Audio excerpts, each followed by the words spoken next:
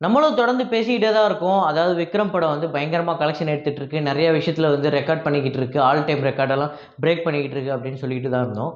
இப்பவும் அதே தான். அப்படிப்பட்ட ஒரு விஷயத்த தான் பேச போறோம். என்ன அப்படின்னா, தெலுங்குல வந்து மிகப்பெரிய ரெக்கார்ட் ஒண்ணு பண்ணியிருக்கு. அது என்ன அப்படிங்கிறத இந்த வீடியோல பார்ப்போம். அதுக்கு அடுத்ததா கேஜிஎஃப் 2 ஓட ஒரு ரெக்கார்ட வந்து பிரேக் பண்ணியிருக்கு விக்ரம் அப்படிங்கிற படம். அப்புறம் விக்ரம் 3 வந்ததுன்னா, இந்தியா லெவல்ல எந்த அளவுக்கு எதிர்பார்ப்பு இருக்கும்? அதுல எந்த விஷயத்தெல்லாம் வந்து ஆட் பண்ணுவாங்க அப்படிங்கிறத பத்தி டிஸ்கஸ் பண்ணுவோம். ஸோ வீடியோக்குள்ள போறதுக்கு முன்னாடி நம்ம சேனலை நீங்க சப்ஸ்கிரைப் பண்ணல அப்படின்னா பண்ணிடுங்க. பக்கத்துல இருக்க பெல் ஐக்கனும் அப்படியே பிரஸ் பண்ணிடுங்க. வாங்க வீடியோக்குள்ள போலாம். அதாவது தமிழ்நாட்டுல வெறும் 6 நாள்ல 94 கோடி கலெக்ஷன் பண்ணியிருக்கு. இது மிகப்பெரிய ரெக்கார்டு. ரீசென்ட்டா வந்த தமிழ் படம் எதுவுமே இத பண்ணல. ஏன் அப்படின்னா, முதல் நாள் வசூல் அப்படிங்கிறது ஒரு 25 கோடி, 30 கோடி அப்படின்னு இருக்கும். 2வது நாள் வசூல் வந்து அந்த படத்தோட ரிசல்ட் சரியில்ல அப்படிங்கிறதுனால, 2வது நாள் வசூல் வந்து அதுல அப்படியே பாதி ஆயிடும். அப்படியே கம்மியாகி கம்மியாகி போயிடும்.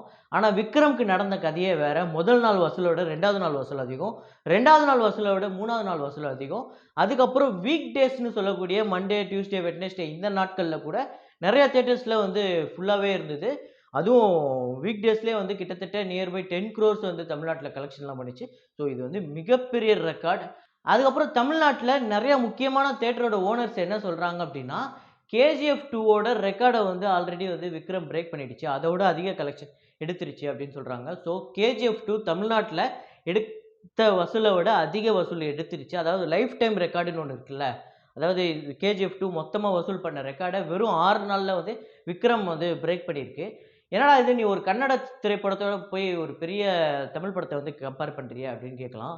அதாவது கேஜிஎஃப் 2 அப்படிங்கிறது கேஜிஎஃப் 1ஓட அந்த இம்ப்ரஷன்ஸ் தான் இதுல வந்தது. அதோட அந்த ஹைப் தான் இதுல கிரியேட் ஆயி பயங்கரமா எல்லாருக்கும் அப்படியே இப்ப எப்படி பாகுபலிக்கு எப்படி கட்டப்பா வந்து கொன்னாரு, ஏன் கொன்னாரு அப்படிலாம் வந்து ஒரு பெரிய இது வந்துச்சுல்ல.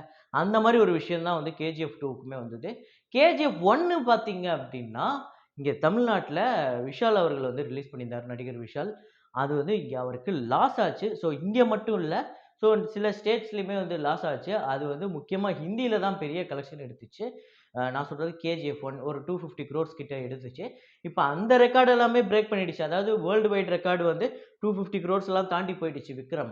இப்ப நான் சொல்ல வர்றது என்ன அப்டின்னா, இந்த கேஜிஎஃப் 2 வரும்போது இப்படிதான் படம் எடுக்கணும். தமிழ் சினிமா எடுக்கிறவங்கலாம் கத்துக்கோங்க. அப்படின்னு இங்க நெறைய பேர் சொல்லிட்டு இருந்தாங்கல்ல. அவங்களுக்கெல்லாம் பதில் சொல்ற மாரி விக்ரம் அதெல்லாம் ஒண்ணுமே இல்ல. நாங்க 6 நாள்ல அந்த கலெக்ஷன பிரேக் பண்ணிடுவோம். அப்படிங்கிற விதத்துல இந்த அ வெறும் 6 நாள்ல இந்த 94 கோடிய வந்து கலெக்ஷன் எடுத்திருக்காங்க. அதுவும் தமிழ்நாட்டுல மட்டும். வேர்ல்ட் வைட் கலெக்ஷன் வந்து 250 குரோர்ஸ் அப்படிங்கிறது நம்ம எல்லாருக்குமே தெரியும். அதுக்கு அடுத்ததா விக்ரம் 3 வந்தது அப்படின்னா, அது எப்படி இருக்கும்? இதே மாரியே அதாவது விக்ரம் 1 வந்து மேபி சில இடத்துல வந்து சரியா போகாம இருக்கலாம். சில இடத்துல வந்து நல்லா போகலாம். ஆனா விக்ரம் 3 வந்தது. இப்ப விக்ரம் அடுத்தது இதுக்கு அடுத்தது ஒரு சீக்வல் ஒண்ணு பண்ண போறாங்க. அதுல வந்து இந்த டில்லின்னு இருக்கக்கூடிய கார்த்தி வருவாரு. அப்புறம் ரோலக்ஸ்ன்னு இருக்கக்கூடிய சூர்யா வருவாரு.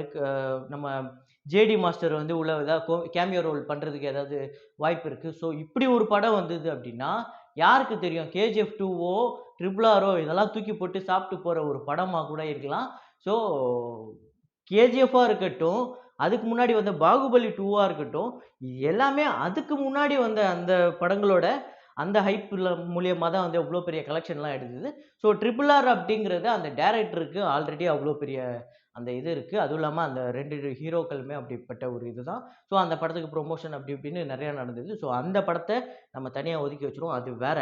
ஆனா இந்த கேஜிஎஃப் 2, பாகுபலி 2 இதெல்லாம் கலெக்ஷன் எடுத்ததுக்கு, அதுக்கு முன்னாடி வந்த பாகுபலி 1ம், கேஜிஎஃப் 1ம் தான் அதுக்கு காரணம். ஸோ அதே மாரியே விக்ரம் படம் அப்படிங்கிறது இந்த பார்ட் இதுவே வந்து இவ்ளோ பெரிய வசூல்லாம் எடுத்துக்கிட்டு இருக்கு. இன்னும் 400 கோடி, 500 கோடி போகும் அப்படின்னு தான் சொல்றாங்க.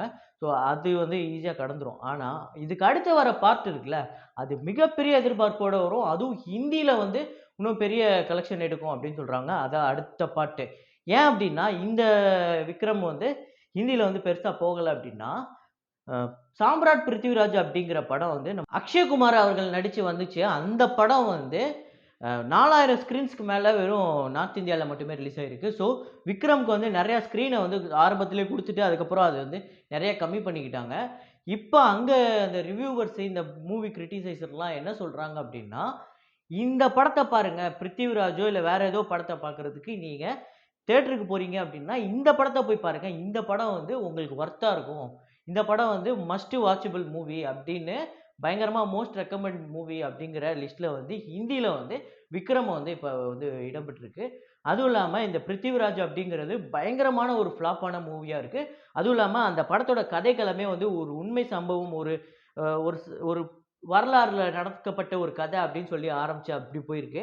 ஆனா அதுக்கப்புறம் கோர்ட்ல கேஸ் நடந்து, இல்லங்க இது எல்லாமே எங்களோட கற்பனை கதை அப்படின்னு சொல்லி, இந்த படத்துல நெறைய பிரச்சனை வந்து கடைசியில அந்த படமே வந்து ஒரு மண்ண கவ்விச்சு. அதுவும் இல்லாம ரீசென்ட்டா ஏதோ ஒரு நியூஸ்லாம் பார்த்தேன். மொத்த கலெக்ஷனே ஒரு நாள் கலெக்ஷனே இந்தியா ஃபுல்லாவே ஒரு 11,000மோ 12,000 தான். அதெல்லாம் ரொம்ப மோ மோசமான கலெக்ஷனா இருந்தது. ஆனா, விக்ரம்க்கு வந்து இப்ப ஸ்கிரீன்ஸ் இன்கிரீஸ் பண்ண போறதா சொல்றாங்க. இதுக்கு மேல மேபி விக்ரம் வந்து ஒரு பெரிய ஹைப் கிரியேட் பண்ணலாம். ஏன் ஓடிடில வந்ததுக்கப்புறம் விக்ரம்க்கு மிகப்பெரிய பேர் கிடைக்கலாம். ஸோ இது எல்லாமே வந்து நம்ம வெயிட் பண்ணி பார்க்கலாம்.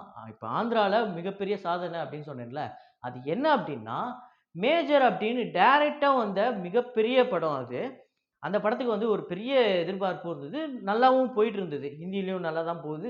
தெலுங்குலயும் நல்லா தான் போகுது. ஆனா நல்லா போய்க்கிட்டு இருக்க அந்த படத்த விட அதிக கலெக்ஷன் நம்ம விக்ரம் படம் எடுத்திருக்கு. அதாவது டே 6 அதாவது 2மே ஒரே நாள்ல தான் ரிலீஸ் ஆச்சு. டே 6 கலெக்ஷன் மேஜரோட அதாவது டைரக்ட்டா ரிலீஸ் ஆன தெலுங்கு படத்தோட அதிக கலெக்ஷன் தமிழ்ல வந்து டப்பிங் ஆகி போன நம்ம விக்ரம் படம் வந்து அதிக வசூல் பண்ணியிருக்கு. ஸோ இந்த வெற்றி அப்படிங்கிறது வெறும் ஒருத்தருக்கு மட்டும் சேராது. இது எல்லாருக்குமே அந்த குரூவுக்கு எல்லாருக்குமே சேரும். ஸோ அது மட்டும் இல்லாம, இந்த படம் வந்து இவ்ளோ பெரிய வசூலானது, இது எல்லாத்தையுமே வந்து ஒரு பக்கம் வந்து ரஜினி சார் பார்த்து, "ஐயோ! எனக்கு வந்து இந்த மாரி ஒரு படம் கிடைக்காம போச்சே!"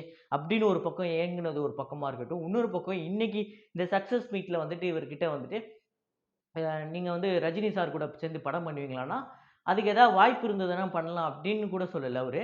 ரஜினி சாரும், லோகேஷும் முடிவு பண்ணாங்கன்னா, அது நடக்கிறதுக்கு வாய்ப்பு இருக்கு. அதாவது அவர் முடிவே பண்ணிட்டாரு. இதுக்கப்புறம் அவர் படம் பண்ணா லோகேஷ் கூட தான் பண்ணணும் அப்படிங்கிற மாரி முடிவு பண்ணிட்டாரா என்னன்னு தெரியல. ஸோ யாருக்கு தெரியும்? அந்த லோக்கி சினிமாட்டிக் யூனிவர்ஸ்ன்னு சொல்றாங்கல்ல, அந்த இதுக்குள்ள ரஜினியும் உள்ள வரதுக்கு, ரஜினி சாரும் உள்ள வரதுக்கு நெறையா வாய்ப்பு இருக்கு. ஸோ அது எல்லாத்தையுமே நம்ம எதிர்பார்த்து காத்திருக்கலாம்.